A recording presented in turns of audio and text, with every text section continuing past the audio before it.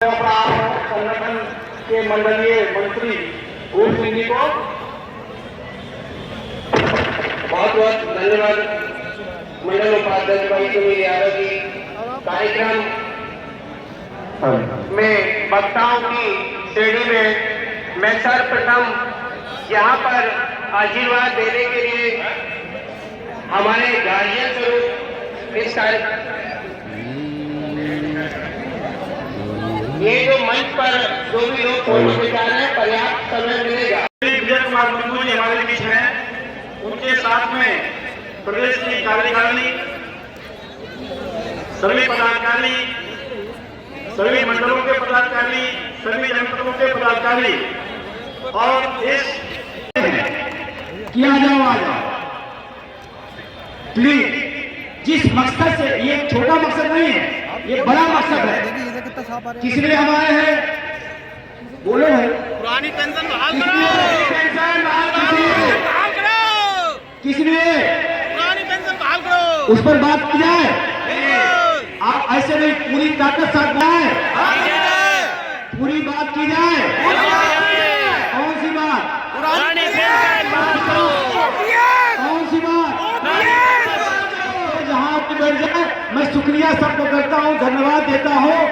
आप अगर लगातार आएंगे तो जो मेन मकसद वो रह जाएगा। लखनऊ के मंडल अध्यक्ष हमारे बीच अतिथि के रूप में उपस्थित मैं डॉक्टर आशीष वर्मा जी से आग्रह करता हूं कि बहुत ही संक्षेप में राष्ट्रीय अध्यक्ष जी के निर्देश को ध्यान में रखते हुए अपनी बात कहने का कष्ट करें। अब हमारा भी नंबर आएगा, लेकिन शासन सत्ता के शीर्ष में बैठे उन राजनेताओं से मैं पूछना चाहता हूं, क्यों निरंकुश हुए सारे शासक? क्यों निरंकुश हुए सारे शासक? सत्कार नहीं। क्यों निरंकुश हुए सारे शासक? सेवा का सत्कार नहीं। बुढ़ापे में हमारे पुरानी पेंशन का क्यों अधिकार नहीं? बुढ़ापे में हमारी पेंशन का क्यों अधिकार नहीं? साथियों, हम जीवन भर सरकारी सेवा करते हैं, लेकिन हमें पेंशन के नाम पर एमपीएफ दिया गया, जो न्यू पेंशन स्कीम नहीं, नो पेंशन स्कीम है। और इस नो पेंशन स्कीम को हम स्वीकार नहीं करेंगे। सभी साथी एक साथ जोड़ लगाए, इस नई पेंशन नहीं करेंगे। हमें हर हाल में पुरानी पेंशन चाहिए। हमें लोक सेवा नई नई सेवाओं में आए थे, और सेवाओं में आने के बाद जब हम अपने पुराने संगठनों की पेंशन की लड़ाई की बात करते थे, तो वो लोग अक्सर इस बात को कहा करते थे, यार ये तो बंद हो गई, अब मुश्किल है शुरू होना। हम लोगों ने अपनी बात को कंटिन्यू जारी रखा, और जब आदरणीय बिंदु जी ने हम लोगों से संपर्क किया और अटेवा की एक जानकारी दी कि एक ऐसा संगठन बनाने जा रहे हैं जो केवल और केवल पुरानी पेंशन की बात करता है, और सिर्फ उसी मुद्दे पर जब तक लड़ेगा जब तक पुरानी पेंशन बहाल नहीं होगी, तो हम लोगों ने उस समय पुरानी पेंशन के लिए आदरणीय विजय बंधु जी के साथ खड़ा होने का कार्य किया। और साथियों, जब हम लोग लड़ते थे, अन्य विभागों में जाते थे और अपनी बात को कहते थे, तो लोग कहते थे अब यार ये नहीं होगा। लेकिन हमें पहले दिन से विश्वास था कि एक नहीं, दो नहीं, पूरा 101%, 110% हम लोग को विश्वास था कि पुरानी पेंशन लागू होगी और अवश्य होगी। और साथियों, ये विजय कुमार बंधु जी का ही जलवा था, उनकी मेहनत थी।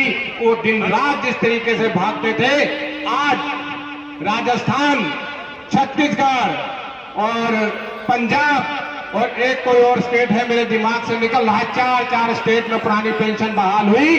आप सबने देखा है। और ये बहाली कब से? उस दिन आपके प्रधानमंत्री, माननीय प्रधानमंत्री जी भी लखनऊ में थे। एक तरफ वो बोल रहे थे तो दूसरी तरफ शंखनाद रैली का आवाज, शंख गूंज रहे थे। और जिस प्रकार से हम लोगों ने उस रैली में आएंगे, आपको करना क्या है? आपको अपने अपने सोशल मीडिया से, अपने व्हाट्सएप से आज के कार्यक्रम को प्रचार प्रसार करना है, आगे बढ़ना, इसकी जागृति तमाम लोगों तक पहुंचे, और लोग जो रह गए हैं वो भी जुड़े। और धन्यवाद आप सभी का, बहुत बहुत आभार, शुक्रिया, मेहरबानी। जय संघ, जय महासंघ। एक बार मेरे साथ नारा लगाइए, दोनों हाथ उठा के, कर्मचारी एकता, कर्मचारी एकता, जिंदाबाद। एनी रेलवे मेंस कांग्रेस के ऊपर विश्वास किया, हमसे सहयोग लिया। हम आपको एनी रेलवे मेंस कांग्रेस की तरफ से आपको पूर्ण भरोसा देना चाहते हैं कि ये लड़ाई यही उत्तर प्रदेश में नहीं खत्म होने वाली है। अटेवा संस्था उत्तर प्रदेश की लड़ाई खत्म होने के बाद आज योगी सरकार कह रही है आपकी पेंशन बहाली, आपको ओपीएस में लिया जाता है तो आप ये लड़ाई यहीं समाप्त कर देंगे। लेकिन बंधु जी ने जो हम पे भरोसा और विश्वास किया है कि इंडियन रेलवे पे पूरे भारत में शाखा फैली हुई है जिसमें जाने का काम करेंगे, ऐसे संस्था पे विश्वास किया। मैं पूरा कोट धन्यवाद देता हूं और इस लड़ाई को एक बात और बताना चाहता हूं कि मैं इज्जत नगर रेलवे वर्कशॉप में काम करता हूं। उसमें एक लोहार खाना एक जगह होती है जो लोहा को सीधा और टेढ़ा करने का काम करती है। उस लोहे को जब हल्का लोहा टेढ़ा है तो हम उसको हल्का गर्म करते हैं, हथौड़ी की चोट से मार के उसको सीधा करना चाहते हैं। यदि वो लोहा टेढ़ा है और हमारे हल्के गर्म करने के बाद वो नहीं काम में आता है तो हमको पूर्णतः गर्म करते हैं और गर्म करने के बाद हैमर की चोट से उसको सीधा करने का काम करते हैं। दोस्तों ये लड़ाई नहीं है, ये लड़ाई यहाँ नहीं रुकने वाली है। हमारा एक उदाहरण हम आपको और देना चाहते हैं। बंधु जी अभी कपूरथला गए थे, हमारे यहाँ कपूरथला रेलवे वर्कशॉप का प्राइवेटाइजेशन होने जा रहा था। वहां के लोगों ने एक बहुत बड़ा आंदोलन छेड़ा। आंदोलन छेड़ने के बाद वहां के दिन भर कर्मचारी काम करता था, वो मोर्चा वहां की महिलाएं संभालती थी, उनके घर की महिलाएं दिन भर उस मोर्चे को संभालती थी। शाम को कर्मचारी जब छूटता था तो वो शाम को आंदोलन संभालता तो महिलाएं घर जाती थी। ये लड़ाई छोटी मोटी लड़ाई नहीं है। पर इस सरकार को मैं आह्वान करना चाहता हूँ कि तुम तो हो गन से बहुत दूर, तुम्हें क्या मालूम, और हम बैठे हैं किस तरह मजबूर, तुम्हें क्या मालूम। और छोड़ देना अरे छोड़ देना दिल के जिंदाबाद, भारत माता की।